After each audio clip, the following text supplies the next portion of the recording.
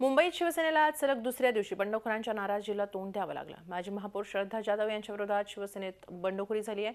अँटॉप यावेळी भोईवाड्यातल्या वॉर्ड क्रमांक 202 मधून उमेदवारी दिल्यानं स्थानिक शिवसैनिकांमध्ये प्रचंड नाराजी आहे। विद्यमान नगरसेवक नंदकिशोर विचारे यांच्यासह शिवसैनिकांनी जाधव यांच्या विरोधात बंड केलाय। मीरा निंबाळकर, साधना राऊळ आणि तृप्ती मोरे या तिघा महिला शिवसैनिकांनी अपक्ष म्हणून उमेदवारी अर्ज दाखल केले।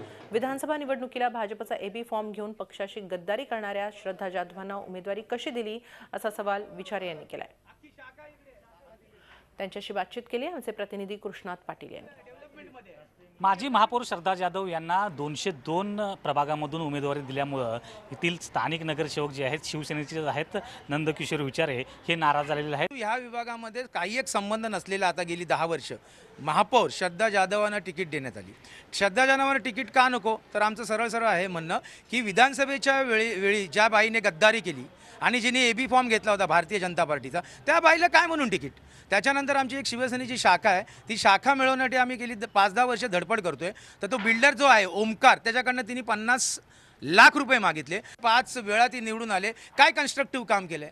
काही काम केलं नाही। विभागामध्ये अनेक अडचणी निर्माण केल्यात। शाळा हडप, मैदान हडप, फुटपाथ हडप, रस्ता गडप, अशा प्रकारची तिची कामं आहेत। हे तुम्हाला सर्वांना पत्रकारांना माहिती आहे। ह्या व्यक्तीला कोणी मत द्यायला तयार नाही। कोणी अपक्ष आमचा जो कोण उभा राहील ना, तो भरघोस मताने निवडून येईल आणि तो शिवसेनेकडेच असणार, शिवसेनेचाच आहे, कारण शिवसेनेचेच सर्व वोटर्स तिला मतदान करणार आहे। बाळासाहेब ठाकरे यांनी अन्याय सहन करू नका आणि अन्यायाच्या विरुद्ध जरूर लढा असं सांगितलं। त्याप्रमाणे आम्ही आता चाललोय।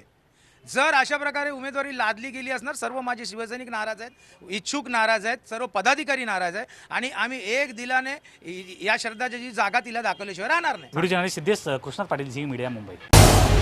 झी 24 तास रहा एक पाऊल पुढे।